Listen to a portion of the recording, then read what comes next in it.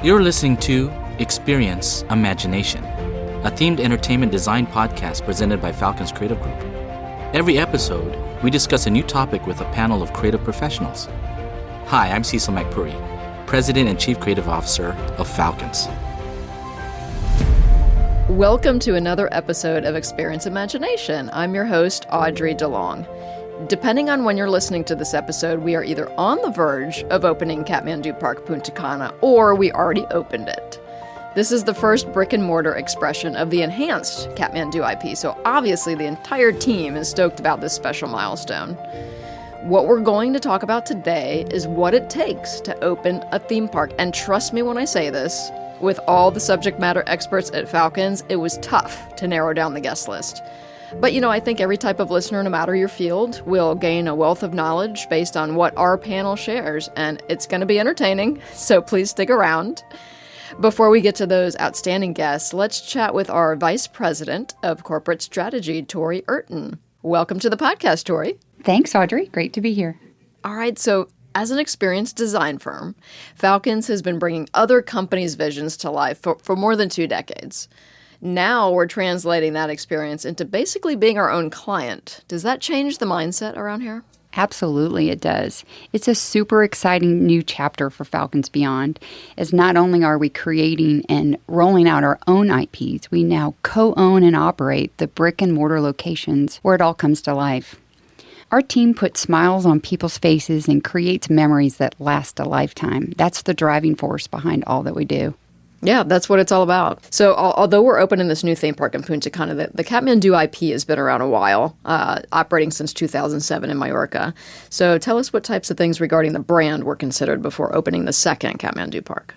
To take the Katmandu brand to the world stage, we knew it was super important to not only expand the original storyline to a wider demographic and to add more diverse characters to enrich the Katmandu multiverse, but we also knew that we needed to bring the storyline to life through innovative rides and attractions that place the guests in the center of the story throughout the entire park experience. Yeah, the first park in Mallorca, the demographic was pretty young kids, right? Families, absolutely. Okay, so this is going to appeal more to adults as well, teenagers and adults. I think it's a multi-generational experience. Great. Okay, so what is different about Katmandu Park Punta Cana that we haven't already addressed? Katmandu Park Punta Cana is what we define as a big experience, small footprint, micro theme park with the level of rides and attractions that rival those of the mega parks around the world. So what you're saying, Tori, is that when a guest walks into this micro theme park, as we call it, they kind of have a different expectation than when they walk into a mega park, because they know what they're going to get at a mega park. They don't know what they're going to get at a small theme park. So talk about that a little bit. Well, we're sure we're going to go beyond the guest expectations. We're setting a new bar in themed entertainment and literally changing how location-based entertainment is done. All right, Tori. Well, thanks for taking time out of your busy schedule to tee this one up. Absolutely. It was a pleasure to be here. All right, we're here with Simon Hurst, Chief Park Officer, David Schaefer, Chief Development Officer, and Joe Schaefer, Technical Director. I know this is an insanely busy time for all of you, so thanks for being here today. Thank you. I'm on the beach, so I don't know about busy. I'm just, you can probably hear the waves lapping behind me. Oh, is that what that is? Yeah. Classic. Yeah, no, very happy to be here as well. All right, so I'd like to begin today by talking about what each of you do in your roles and the types of responsibilities you have, especially when it comes to opening a theme park. Let's start with David. Sure. So as Chief Development Officer, I am responsible for first starting the kind of development of the projects in the design stage and ushering them forward through construction all the way through to opening, where I can then overlap with Simon and we can launch a new product. All right, Joe. As technical director, I'm integral with David during the design phases of the project, but then also during implementation. I spend a lot of time on site. You'd be amazed at how many little things you need to find solutions for and find creative ways to make the technical aspects shine of an attraction and an experience. Okay, yeah, for sure. And then Simon, what about you? Well, for my sins, I'm responsible for the setup of the whole operation plan of the park. So the planning of the day-to-day running of the business, that's kind of back and front of house. from traffic flows to incorporation of service goals to the hiring of the local management team. We're going to actually be 350 staff, so we're putting together all the different departments now, so from operations to attractions to costuming, F&B, I think guest experience, security, entertainment, cleaners. And then we've got the maintenance department, and the whole day-to-day process of making sure that the rides are working the 15 hours a day. We've got the finance department. We've got the HR department. And so we work with the onboarding processes, training of the company culture, which is so important, SOPs. Then we've got all the sales and marketing. And it might sound like a lot, but I have to say we have a lot of help from the Falcon central office. And of course, our partner Melia. I mean, one of the incredible synergies between our two companies, with Melia's vast experience, makes things so much easier. No? So that's what's going on over here at the moment, which is all fun and games. Maybe, Simon, you could talk about the operational considerations when it comes to guest flow. I'm sure that's part of the crew that you've been talking about, all these people that are working there. The first thing we do when we look at a new destination, we do the market research, in-destination knowledge. Typically, we go to a destination, we go with a large team, we study the market, we look at the traffic flows around the park, we understand the different segments that make up the different markets. And then from this, we actually calculate what we think that the actual market capacity would be for our product. And then we develop penetration rates and, we come up with a range of customers that we think the park will do. So then the attraction mix is then put together based on the demographics, which is where David and his team comes in. Then we design those to fit the market size. So this is kind of way back when. I mean, we're probably going back now 2 or 3 years when all this was done. And then David's team take all this, they calculate queue line sizes, actual waiting spaces in the park, how many seats are we going to need, F&B, et cetera, et cetera. I think one of the things is kind of the concept between the theory of ops versus the reality of ops. So if a ride can maybe accommodate 800 people an hour, if everything is running smoothly and you're firing on all cylinders, and even things that are outside of your control as an operator, if the actual guests themselves are efficiently loading and buckling their seatbelts or lap bars and doing all those things that guests need to do themselves to put their bags at their feet or whatever it may be, that kind of goes into the actual hourly capacity of the ride versus the theoretical hourly capacity. And I think as designers and operators, part of our relationship and kind of handoff between myself and Simon is to kind of be thinking a step ahead on that and be planning for that and knowing that is a real challenge. And all the best planning in the world, there's still usually some surprises on day one of how guests act versus how you thought they were going to act and how they move through the spaces versus how you think they were going to move through the spaces.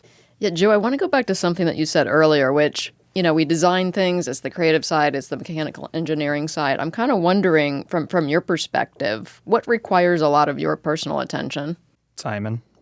Yeah, Joe's my keeper, actually. He's my caretaker. So but thanks for that, Joe.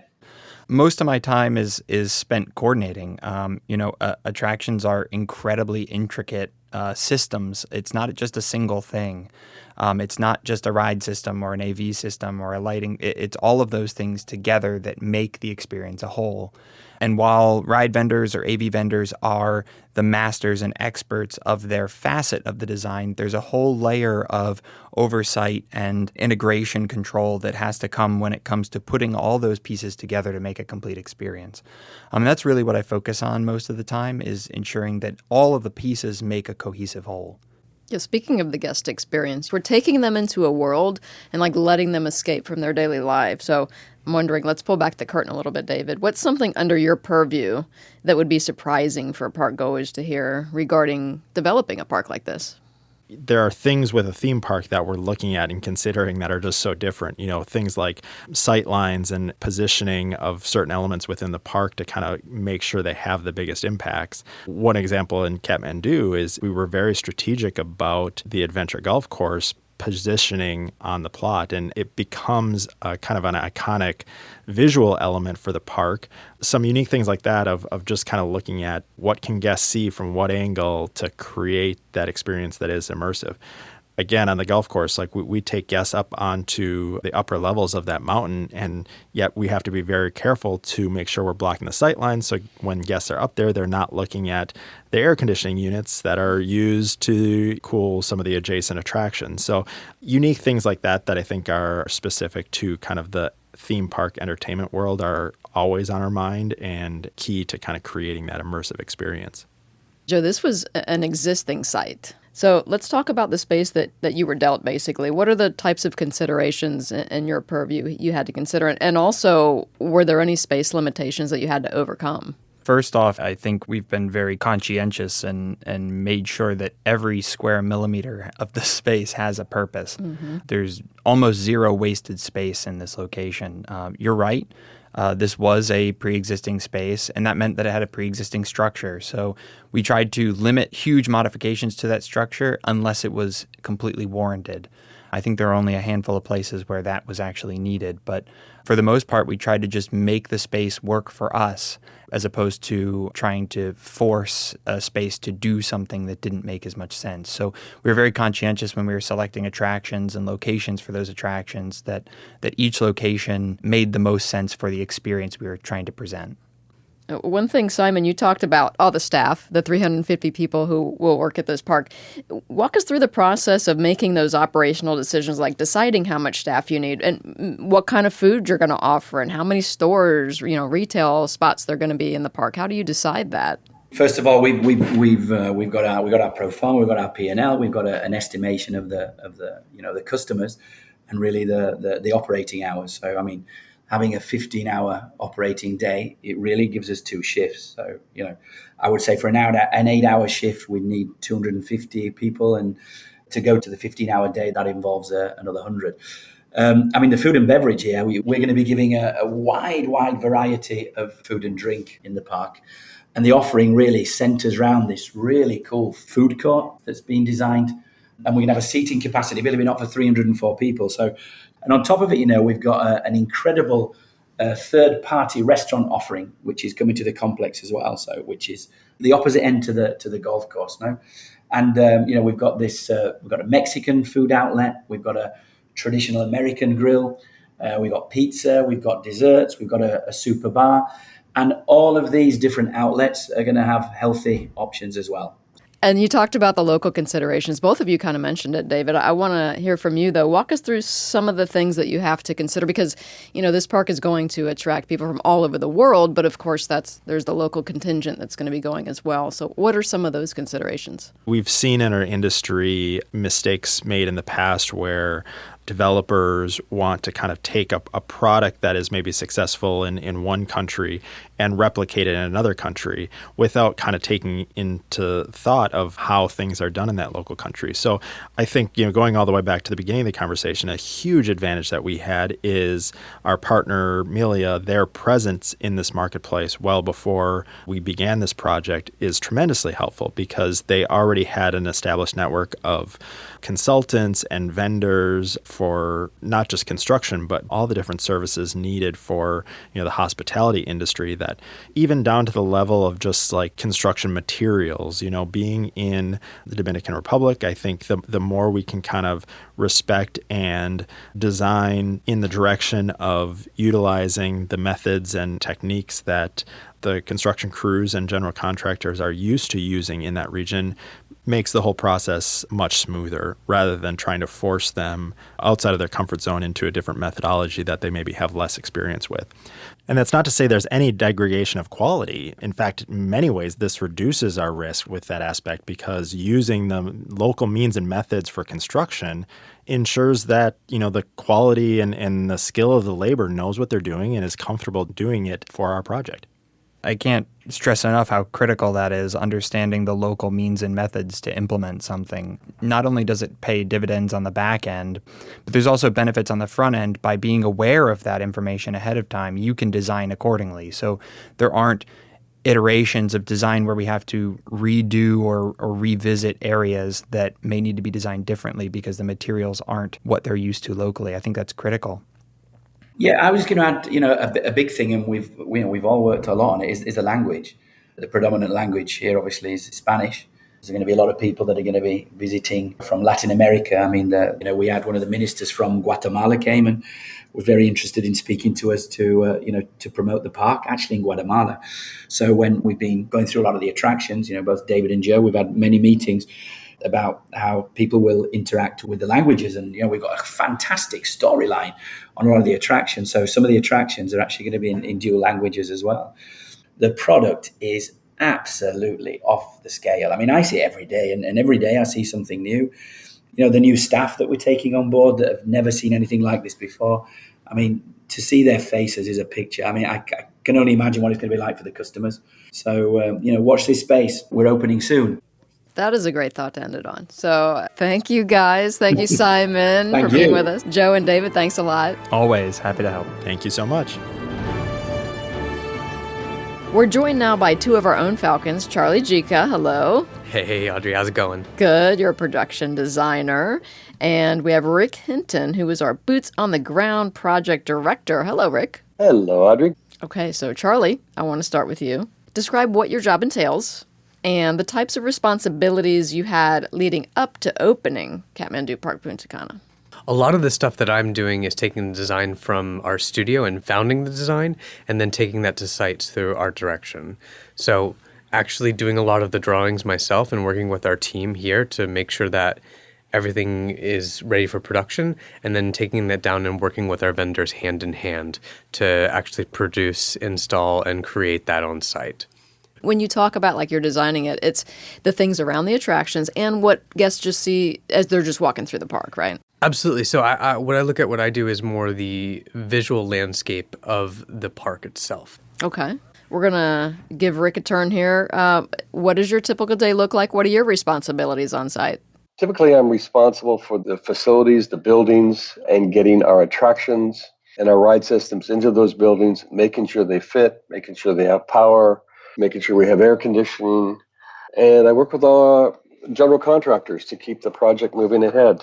I also deal with the logistics of delivering all of the equipment and materials to the site, getting them into buildings, making sure we have forklifts and cranes, and also just managing the office, making sure that staff have a place to come to that's clean, air-conditioned, and inhabitable. I want to go back to Charlie because, just kind of get some details on the art direction side of things, right? So walk us through what art direction for a theme park looks like. So for instance, how much is determined during the planning phase before one brick is even moved into place, right? And how much is determined once the design team gets to site? What changes? Yeah, so art direction happens day one of concept. That is really involved with the foundation of how story translates into physical reality. So much of art direction in this sense is creating guardrails so that everyone can work together to constantly support the overall idea that we're promoting with the park. So for me, I always start by creating like a 2 to 3 word sentence that says everything that I need to know for what I'm doing. If anything I'm doing doesn't fit within that theme, then it isn't the right approach. Mm-hmm. And that'll happen for graphics, color, thematic treatments, or any overall visual integration of story. That's something where we need to be taking in regard of how our world tells the story from that kind of art direction standpoint. So really when it comes to how we translate from the studio, there is so much adaptation where we have to figure out stuff on site and go, well, does this treatment actually work? Are we adapting to a new building or an existing building that we're altering? Then there might be surprises. Like in a few of the attractions, we've had to lower the line of where we do our blue ceiling just so that it's a bit more consistent with the architecture and kind of adapting to site conditions, which really in art direction, I think that's our primary focus is adapting to site and making the design function with what we want the story to say. Mm-hmm. You mentioned blue ceiling. Could you describe to the listeners what that is? It's a blue color that we use for the ceiling so that what we do is instead of doing a black ceiling, blue allows more color depth so that when you're looking, it doesn't allow you to see where the scene ends and the ceiling begins. All right, Rick, I know you've been in Punta Cana a long time. We want to know, when did you get there and at what stage was the park when you arrived? I've been here almost a year. I think I got here on December 19th. When I got here, it was pretty much organized chaos. We were in the midst of demolition. So we had a lot of water, a lot of mud, a lot of debris, and out of that, you can sort of slowly see the park start to emerge. It was hard to believe that this rubble was going to turn into something that's as wonderful as the theme park as it is now, as we can start to see malls forming and places where guests can interact, coming into reality. We're at a place now where we can actually see what we're going to make and what it's going to look like for the guest. Yeah, we appreciate you here in Orlando sharing those photos as progress is made. So, Charlie, you're one of the people that also heads to site, and you're kind of going back and forth right now. There's other team members that do that too. So, at what point did you start going to Punta Cana? So I would go to a site typically once thematic treatments start to take priority in installation. Typically, that's going to be a phase where a lot of the architecture and building is to a point where we can start to add theming on top of that. So that could be where we have a full skin coat of concrete and we're going to apply plaster on top of that, where we're going to be installing floor treatments. It really is that bridge of going, okay, we now have the core shell of where we are architecturally. How do we dress that thematically? And that could be so many different ways as we have in our attractions, whether that's with paint, actual applied treatment, graphics, all the tricks. So, Charlie, for Katmandu Park, have you had an epiphany on site and thought, you know what, yes, this is how we're going to do it, as opposed to what was actually planned? Are things that malleable? I think you have to be malleable. There's always a point, especially working in from paper to three-dimensional space, you have to have a sense of if something you've done doesn't work, how do you adapt it to make it work better?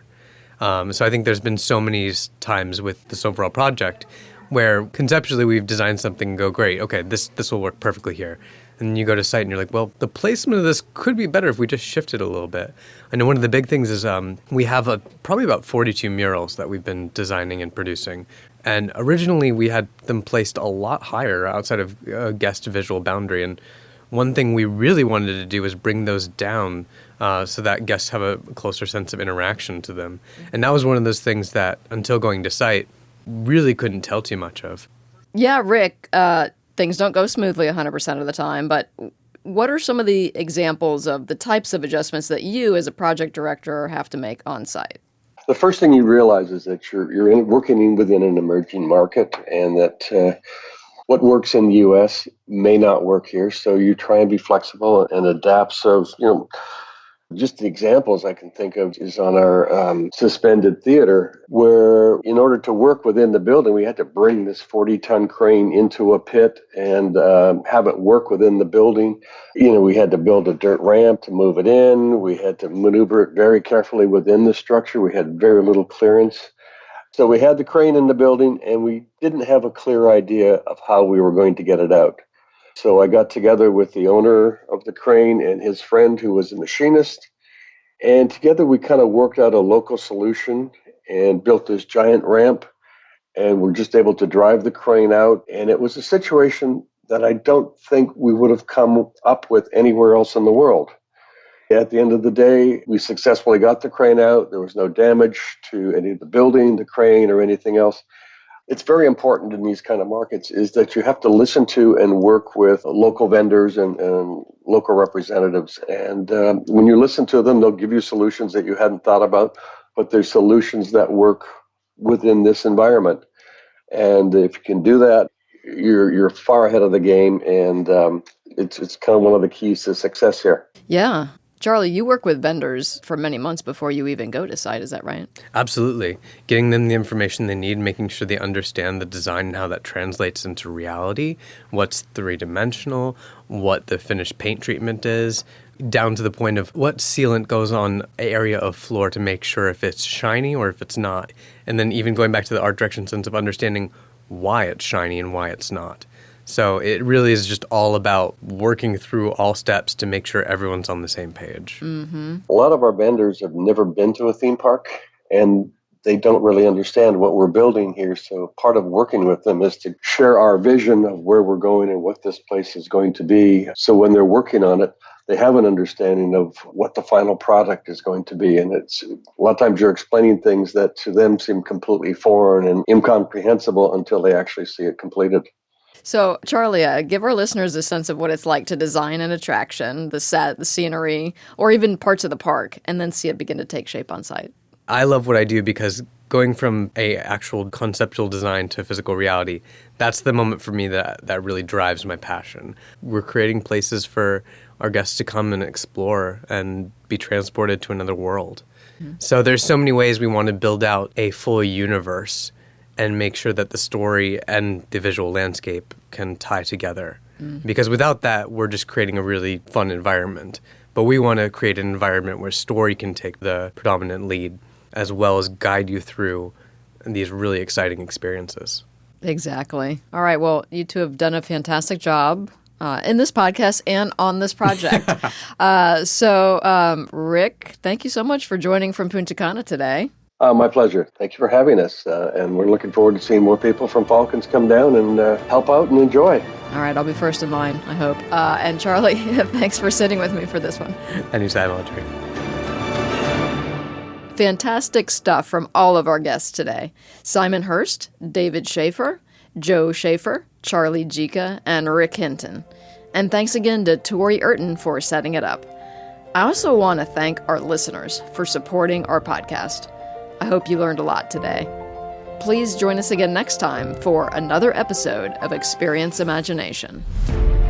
Thank you for listening to Experience Imagination, a Falcons Creative Group production. If you enjoyed this episode, please subscribe to the podcast and share with your friends. To keep up with our latest news, visit us on the web at falconscreativegroup.com and follow us on LinkedIn, Facebook, Twitter, and Instagram. If you have any questions, comments, or ideas for future episodes, please email us at podcast@falconscreativegroup.com.